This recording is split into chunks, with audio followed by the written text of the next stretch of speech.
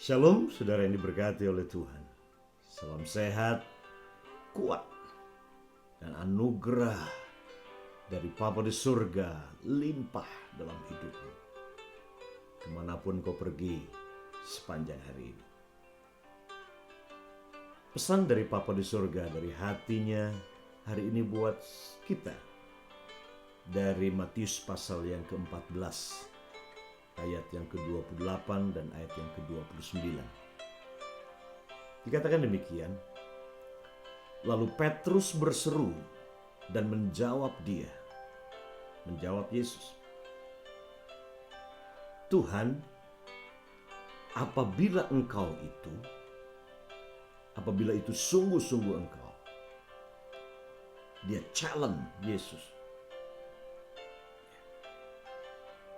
Apabila Engkau itu, suruhlah aku datang kepadamu, berjalan di atas air. Kata Yesus, datanglah. Maka Petrus turun dari perahu dan berjalan di atas air mendapatkan Yesus. Kisah ini, saudara,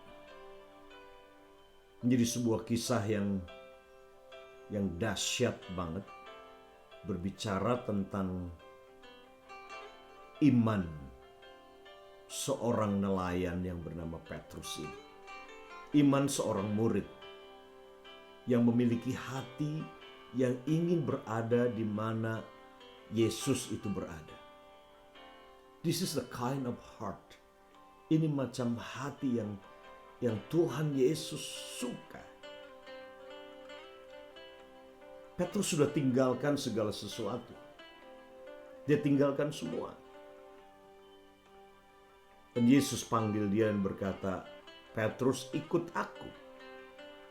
Nah, dalam panggilan untuk mengikut Yesus, Tuhan Yesus tidak beritahu bahwa ikut aku kalau aku di darat saja.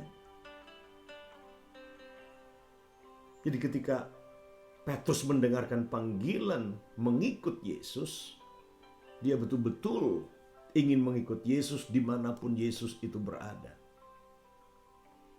Itulah hatinya dia. Itu sebabnya ketika dia disuruh sama Yesus menyeberangi danau bersama dengan murid-muridnya. Yesus sudah lebih dulu berangkat dan dia ada di atas bukit di seberang danau itu dan berdoa dan bersekutu dengan Bapa di surga. Dan sementara mereka menyeberang danau itu, maka angin sakal datang. Kapal mereka dihantam gelombang dan badai angin. Dalam kondisi yang seperti itu, mereka bingung, mereka takut. Mereka teriak, kami binasa. Dan pasti ada kebingungan dalam hati mereka. Mengapa kami taat, kami ingin ikut Yesus. Kami mentaati apa yang Yesus suruh untuk menyeberangi danau. Tapi mengapa badai datang, angin sakal datang? Nah, banyak kali kita mendefinisikan bahwa kalau kita taat, kalau kita mengikut Yesus, nurut apa yang Yesus suruh kita lakukan, kita berpikir semua perjalanan akan smooth, akan lancar, tidak ada badai, tidak ada angin sakal, tidak ada bahaya. Pemikiran ini, saudaraku, ini pemikiran yang sangat sempit untuk mendefinisikan kehendak Tuhan. Dengan berpikir kalau kehendak Tuhan semuanya akan lancar, aman, dan smooth, tidak akan ada tantangan. Tapi justru sebaliknya kita harus juga berpikir bahwa mengapa ada bahaya, mengapa ada tantangan? Karena setan tidak suka.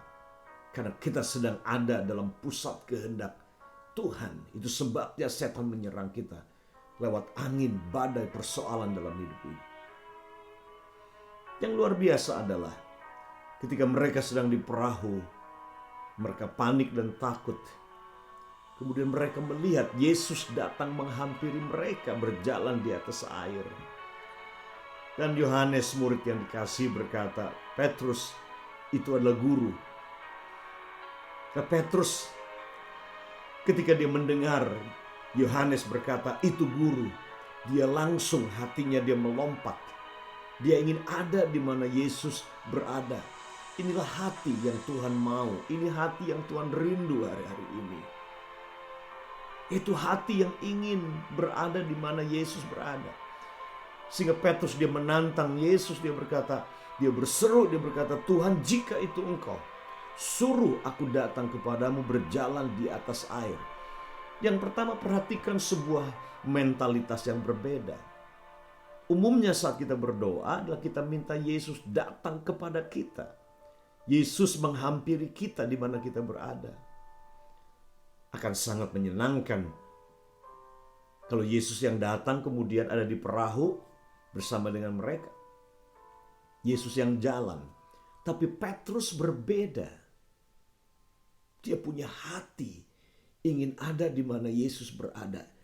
Ingin melakukan apa yang Yesus lakukan. Ingin mengalami apa saja yang Yesus alami. Inilah attitude, sikap hatinya Petrus. Dan ini hati yang Tuhan suka sekali. Jadi ketika Petrus bilang, suruh aku berjalan menghampirimu, berjalan di atas air. Tuhan Yesus tidak melarang Petrus dan berkata, hei Petrus, kamu belum ada pada levelku. Kamu muridku.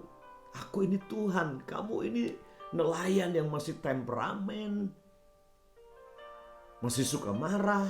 Tidak bisa kendalikan diri. Tidak mungkin. Kamu harus puasa dulu. Untuk kamu bisa berjalan di atas air. Untuk kamu bisa berjalan seperti aku berjalan di atas air. Tidak. Yesus tidak katakan itu. Ketika Petrus hatinya teriak berkata, suruh aku menghampirimu berjalan di atas air. Yesus dengan senyum pandang Petrus berkata, come Peter, datanglah Petrus. Petrus pun keluar langsung dari perahunya. Nah, saya bisa bayangkan kepanikan di perahu waktu itu murid-muridnya. Karena bayangkan dari 12 orang murid, hanya Petrus saja yang keluar dari perahu berjalan di atas air. Kata datanglah, kalimat itu. Kalau 12 murid itu meresponi dan mau keluar dari perahu dan punya hati yang sama seperti Petrus, mereka semua akan bisa berjalan di atas air. Karena firman perkataan Yesus menopang 12 murid, 12 kaki itu untuk berjalan di atas air. Tapi sayang hanya Petrus yang mengalami, karena dia punya hati yang ingin ada di mana Yesus berada. Inilah hati yang Bapa di surga inginkan hari-hari ini. Bukan lagi minta Yesus datang di mana kita berada dalam situasi kita. Kadang mudah ketika ada persoalan, kita minta Tuhan datang pada kita. Membalut, menolong kita. Tapi waktunya Tuhan ingin membawa kita berubah dalam pola berdoa dan sikap hati kita. Miliki hati seperti Petrus yang berkata, aku ingin ada di mana engkau berada. Aku ingin mengalami apa yang Tuhan Yesus engkau alami. Kalau engkau berjalan di atas air, aku juga ingin berjalan di atas air. Wow. Mengapa Petrus bisa punya keberanian berjalan keluar, melompat keluar dari perahunya? Mengapa tiba-tiba muncul ide dia berpikir untuk berjalan di atas air? Itu karena itu hatinya Petrus. Dia percaya, dia sungguh-sungguh percaya bahwa dia dapat melakukan apa yang Tuhan suruh dia lakukan. Dia pegang, dasarnya cuma perkataan Yesus, datanglah itu. Ini waktunya. Ada banyak mimpi, ada banyak kerinduan, ada banyak janji yang Tuhan taruh di hati saudara. Jangan cuma diam. Miliki hati seperti Petrus. Dan mulailah step out of the boat. Mulailah melangkah keluar. Hidupi mimpimu. Hidupi visimu. Hidupi janji yang Tuhan telah berikan kepadamu. Step out of the boat. Dan lihat, Tuhan ada di sana untuk berjalan bersamamu. Tuhan Yesus memberkati. Dan ingat, Papa sangat suka dengan saudara. Ketika saudara punya hati, ingin selalu ada di mana dia berada. Bapa sangat suka. God bless you. Bapa di surga mencintai saudara dan mengasihimu tanpa syarat, dengan kasih yang sempurna, kasih yang kekal. God bless you.